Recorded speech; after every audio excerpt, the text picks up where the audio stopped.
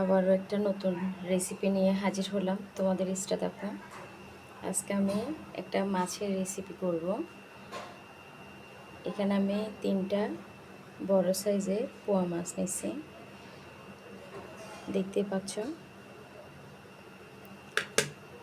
এর সাথে লাগবে একটা কিউব করে টমেটো কাটা, 2টা পেঁয়াজ কুচি করে রাখছি অলরেডি আগে ভাগে। এখানে আমি 3টা কাঁচামরিচ নিয়েছি, এখানে আমি ধনিয়া জিরা নিয়েছি, এখানে আমি পরিমাণ মতো লবণ নিয়েছি। হলুদ গুঁড়োটা কম নিয়েছি কারণ আমার মাছের রেসিপিটা আজকে ঝাল করে হবে, সেজন্য এখানে আমি 2 চা চামচ শুকনো মরিচ নিয়েছি। আচ্ছা, আমি আস্তে করে চুলাটা দিয়ে দিলাম।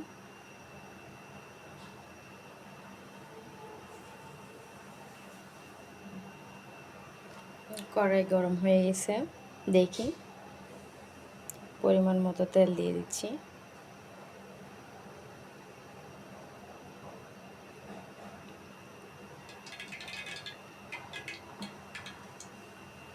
আমার মাছের রেসিপিটা আজকে ঝাল ঝাল হবে, সেজন্য তোমরা যদি ঝাল যারা খেতে পারো না তারা মরিচের পরিমাণটা একটু কম দিবা, কম দেওয়ার চেষ্টা করবা।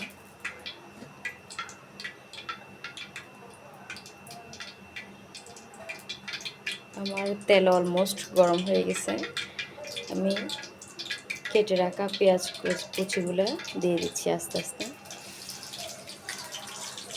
দেখতে পাচ্ছেন।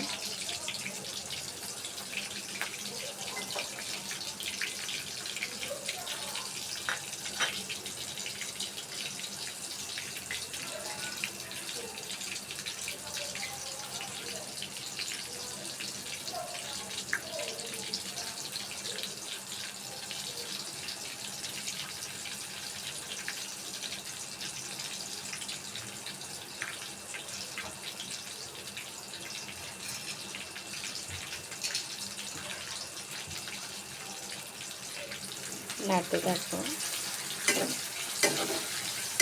সাবধানে নাড়বা যাতে তেল গায়ে ফুটে না পড়ে।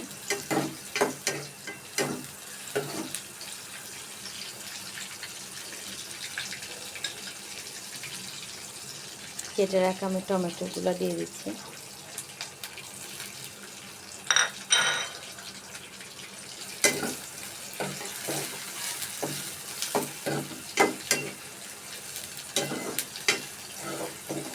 তোমরা চাইলে টমেটোর পরিমাণটা আরও বাড়িয়ে দিতে পারো, আমি একটাই দিছি।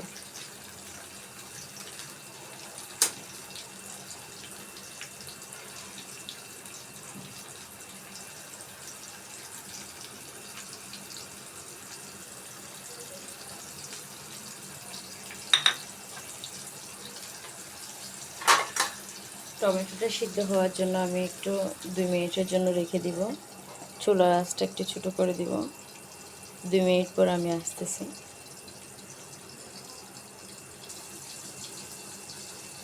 2 মিনিট পর আবার চলে আসলাম, দেখি টমেটো সিদ্ধ হয়ে গেছে। আমি আগে থেকে রেখে যে মশলাগুলো রেখে দিছি ওগুলো দিয়ে দিব।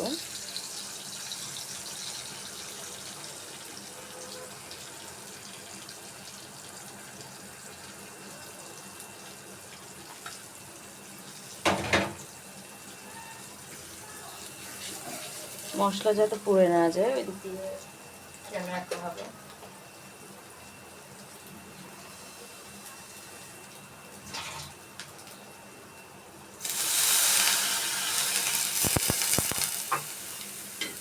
মাছের মশলা যদি পুড়ে যায় তাহলে মাছের স্বাদটা ভালো মতো হবে না এবং খেতে খারাপ লাগবে।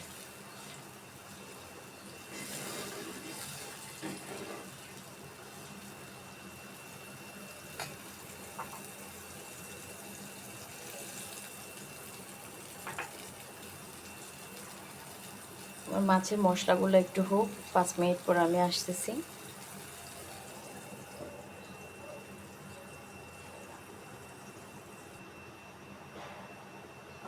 5 মিনিট হয়ে গেছে, দেখি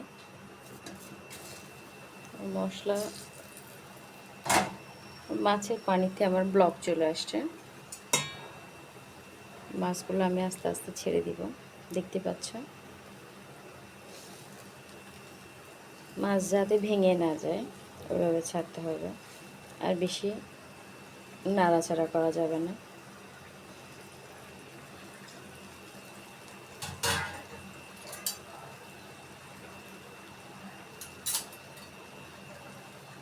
বড় চামচ নেওয়া যাবে না, ছোটো চামচ নিয়ে একটু করে উল্টাই দিতে হবে, যাতে মাছের ভেতর মশলাগুলো ভালোভাবে ঢুকতে পারে।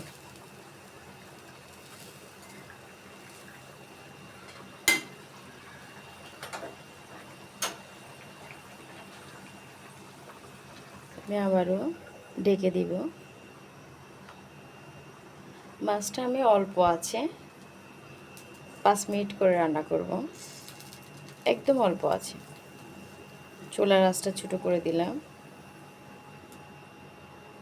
5 মিনিট পর আমি আবারও আসতেছি।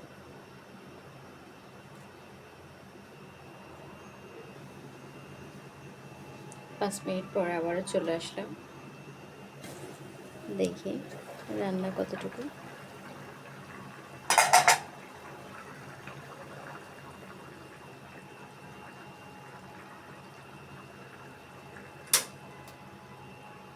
চুলাটা বন্ধ করে দিলাম।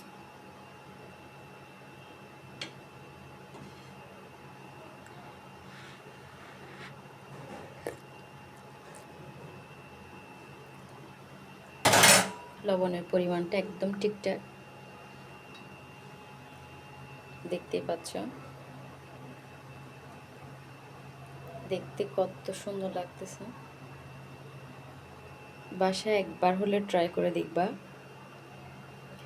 একদম সহজ পদ্ধতিতে। আর তোমরা যারা আমার নতুন ভিডিও দেখতেছ, তারা আমার চ্যানেলটা সাবস্ক্রাইব করে দিবা। আল্লাহ হাফেজ।